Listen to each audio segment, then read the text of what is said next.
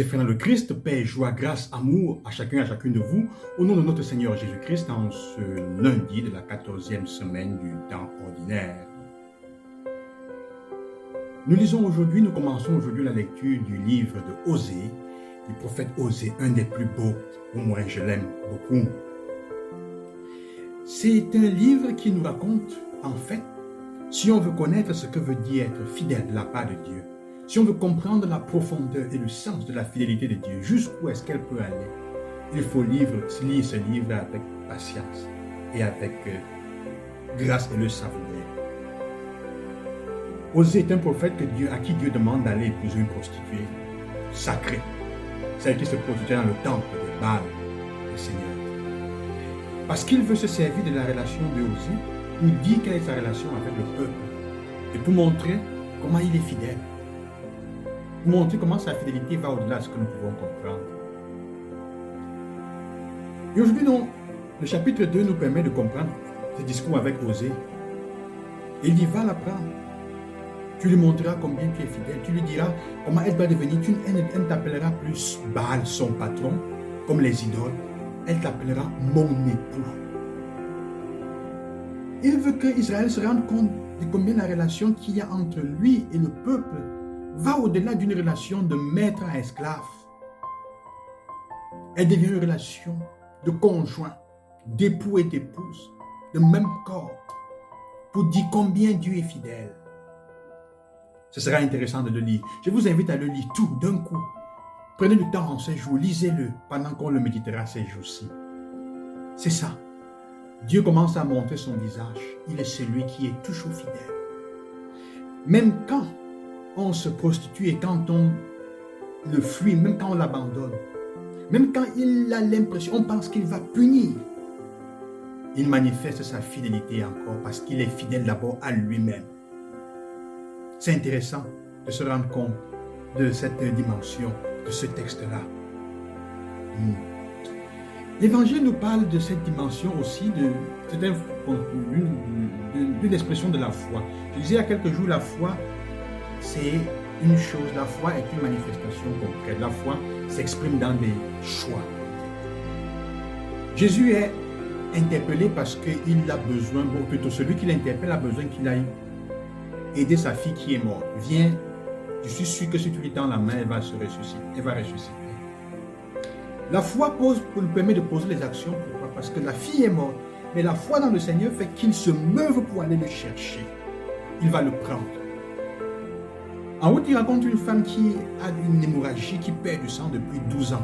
Le même âge qu'à l'enfant qui est en train de mourir. La femme a souffert pendant 12 ans, pendant le temps d'une maturité de femme. La fille a 12 ans, elle est en train d'arriver à la fleur de l'âge où elle commence à devenir mûre, capable d'enfanter. Elle est pleine de vie, elle meurt dans le moment de la plénitude de la vie, à la fleur de l'âge. Le même nombre d'années que la femme là a utilisé pour souffrir. Et là, la foi s'exprime. Elle dit, si je touche son vêtement, je vais guérir. Elle pense, elle croit en ça. Et la foi, dans cela, fait qu'elle se meut pour toucher le vêtement. Elle pose un acte et elle obtient ce qu'elle a demandé. Le Seigneur exactement dira à un certain moment, qui m'a touché? Il y a tout ce morceau-là qu'on ne lit pas aujourd'hui. Qui m'a touché? Aujourd'hui, on nous parle seulement de la foi de cette femme.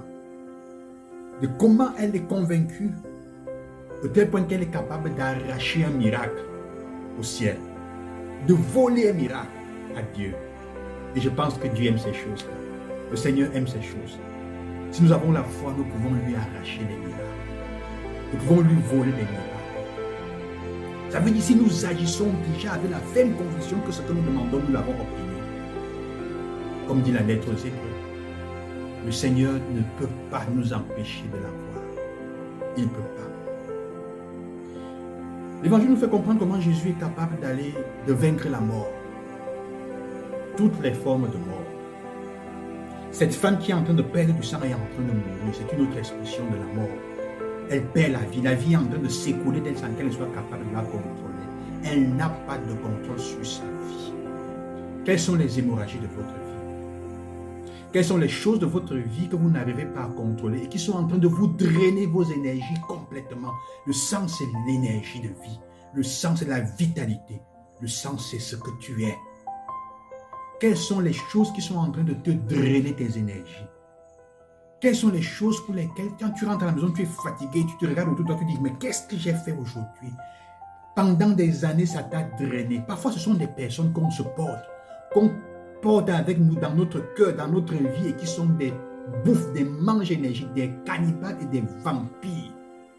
Vampirisme, ceux qui te bouffent ton sang, ton énergie. Quelles sont les choses et les personnes dans notre vie? Lesquelles nous avons besoin de dire, si je touche le Seigneur, il va me guérir de ça. À un moment, il n'y a que Dieu qui peut te guérir et te libérer de ces personnes et de ces choses-là de ta vie. Chacun de nous a un moment de sa vie où il a ça. Quels sont les tiens et les tiennes? De telle manière qu'on puisse demander au Seigneur cette grâce. Si je touche, et que nous agissions déjà de cette manière, que la prière que nous devons faire, et que vous preniez le temps en ces jours de prier spécialement pour ça. Accordez du temps à cela. Sinon, on va mourir. La vie devient un enfer. Elle a visité tous les marabouts, tous les médecins. Quelles sont les choses pour lesquelles tu as visité tous les marabouts du monde et que ça ne finit pas? Ça te draine. Que le Seigneur, le médecin de la vie, vous aide à arracher le miracle de la guérison au Seigneur. C'est possible à qui croit. Que Dieu vous bénisse et qu'il vous accompagne en ce jour. Lui qui va au-delà et qui nous guérit de nos morts, qui nous libère de celle-là. N'ayons pas peur. Que Dieu vous bénisse. À demain. Loué soit Jésus-Christ.